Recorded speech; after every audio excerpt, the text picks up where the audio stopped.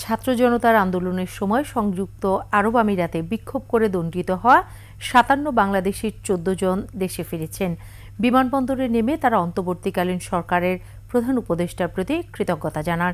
এ সময় বিমানবন্দরে তৈরি হয় আবেগঘন পরিবেশ। মাহতাব মিনহাজের প্রতিবেদন।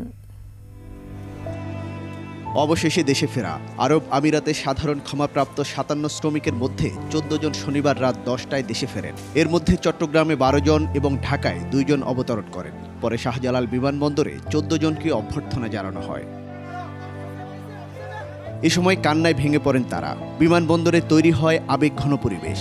নিকটাত্মীয়ের পাশাপাশি তাদের ফুল দিয়ে বরণ করেন বৈষম্য বিরোধী ছাত্র আন্দোলনের সমন্বয়করা।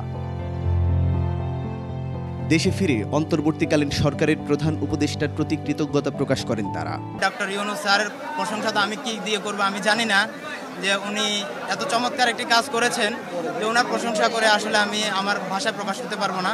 তো ওনারা সর্বোচ্চ প্রশংসনীয় ছিল। ওই দেশের গভর্নমেন্টের তত্ত্বাবধানে আমরা আবার পুনর্জন্ম হিসাবে দেশে ফিরে আসছি।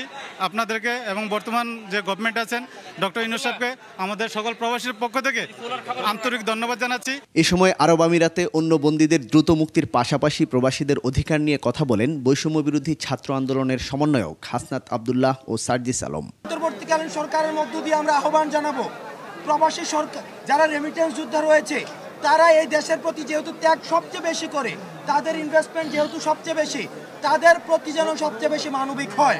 যারা এই ছাত্র জনতার অভ্যুত্থানের জন্য এখন জেলে বন্দী রয়েছেন তাদেরকে যেন অতি দ্রুততম সময়ে মুক্ত করা হয় এবং এই স্বাধীন বাংলাদেশে তাদেরকে যেন ফিরিয়ে আনা হয়। কোটা সংস্কার আন্দোলনের সময় সংহতি জানিয়ে সংযুক্ত আরব আমিরাতে বিক্ষোভ করায় ৫৭ জন বাংলাদেশিকে বিভিন্ন মেয়াদে কারাদণ্ড দেয় দেশটির একটি আদালত। তাদের মধ্যে ৩ জনকে যাবজ্জীবন, ৫৩ জনকে ১০ বছর এবং বাকি একজনকে ১১ বছরের কারাদণ্ড দেওয়া হয়েছিল। পরে তাদের সাধারণ ক্ষমা ঘোষণা করা হয়। মাহতাব মিনহাজ, ২১ টেলিভিশন, ঢাকা।